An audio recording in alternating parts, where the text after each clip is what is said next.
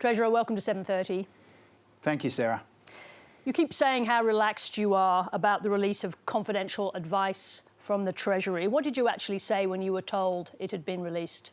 Oh, I'm not sure what I said at the time, but I am genuinely pretty relaxed about it. First of all, there's no point being angry about it. It's happened, so be it. Governments get advice from departments all of the time. It's up to governments to pick up and run with the bits of the advice that they would like to pick up and run with.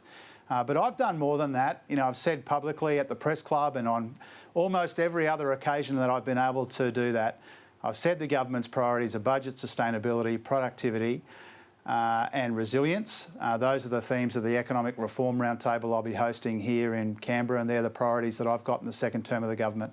On proposed changes to the GST, you've been opposed to changing the GST for a very long time on the grounds that it targets the poorest Australians or hits the poorest Australians disproportionately. So why not consider changes to exemptions on things like private health and private education, things that don't target those people?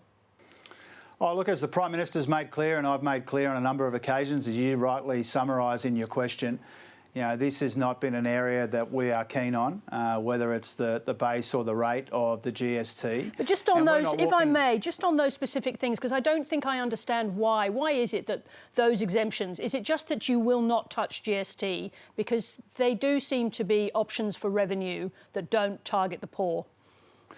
Well, first of all, I guess I'm just reminding your viewers, Sarah, that I have had a view historically about this. I'm not walking away from that view.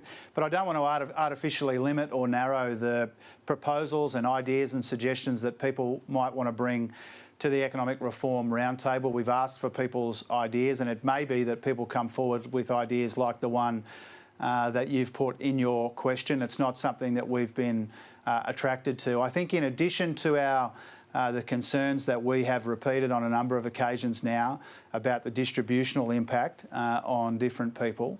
We've also got to remember that every cent of the GST goes to the states. Often when people propose to us changes to the base or the rate of the GST, they spend that additional revenue many times over, whether it's compensation, whether it's money for the states, buying state tax reform, and that's not irrelevant to us either. But again, if people want to come to the roundtable and put those sorts of views, they're welcome to do so. The Prime Minister and I have had a view about this, and that view hasn't changed. Well, let me flip the question then. You say you won't touch the GST. You're not going to touch the taxation of resources. We know you're not going to touch capital gains or negative gearing. So what are the areas of taxation that you are focused on for raising the revenue that the budget so desperately needs? Well, I mean, again, we've shown a willingness and an ability to change the multinational arrangements, the PRRT arrangements and other tax reforms, that's which we've already done. Let's focus on the future. Yep. Yeah, but it reminds people that raising more revenue in one area in order to fund income tax cuts in another area is not especially new or novel. It's been a feature of most of the first four budgets that I've handed down with Katie Gallagher. That's just a reminder about that.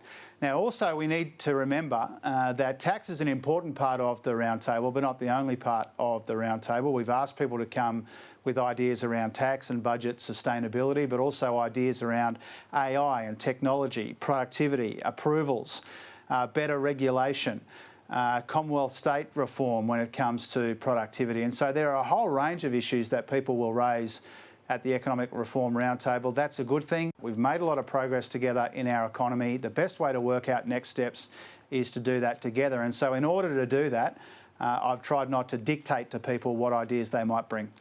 Treasury says in these subheads that were released by mistake that you should build on your superannuation tax changes. What could that entail? Well, again, I mean, as you refer in your question, you know, we're talking about subheadings in a much longer document. It's not possible for those subheadings to capture all of the nuance in a much bigger incoming government brief. That's the first point that I'd make. What was underneath that subheading? When they say build on your superannuation tax changes, what could that entail? Well, I think the Treasury is making the same point in the incoming government brief that I've made publicly, which is we need to find ways to make the budget more sustainable. Now, from a government point of view, our focus has been on the changes that we announced 2.5 years ago, which haven't yet been legislated. We haven't been proposing to take additional steps. We haven't been working up additional steps to take. We've been trying to legislate the change that we announced some years ago. Now, more broadly, as the Treasury has told us privately and as I have said publicly, we are interested in ideas to make sure that we can make the budget more sustainable. Part of that will be savings, part of that will be spending restraint, part of it will be dealing with some of the structural issues in the budget. And if people have ideas about tax reform, we want to hear those as well. The bluntest heading in these documents is this one: the 1.2 million new homes target will not be met. Now, it may be politically undesirable to change that target, but isn't that better than holding on to an unrealistic target?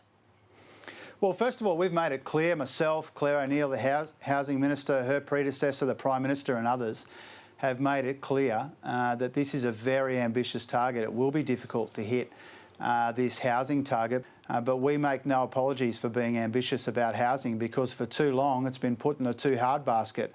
We've found tens of billions of dollars in investment. We're working with the states and territories, the industry, the investors. We've made changes already. We saw a welcome tick up in dwelling investment in the most recent national accounts, and we need that to continue if we're to build the houses that Australians need. But let's talk about this more frankly, Treasurer, because this is not about Treasury suggesting or recommending that you be less ambitious. It is saying to you bluntly that the target must be changed. So you're not prepared to listen to that advice? Well, I think I've been plenty blunt in saying, Sarah, that we're going to need to do more and do better in order to hit that ambitious target. And I'd caution you against making assumptions about what the rest of the incoming government brief says. We speak on behalf of the government. We get advice from the Treasury. We take that advice very seriously. But it's up to the government to determine its policies. We do have an ambitious target, and I have said bluntly today, on at least half a dozen other occasions, I've said again tonight, it will be hard to hit this target. That doesn't mean we shouldn't have an ambitious target. It means we will do more and we will do better in order to try and hit it. Treasurer, thank you very much indeed for joining us. Appreciate it, Sarah. Thank you.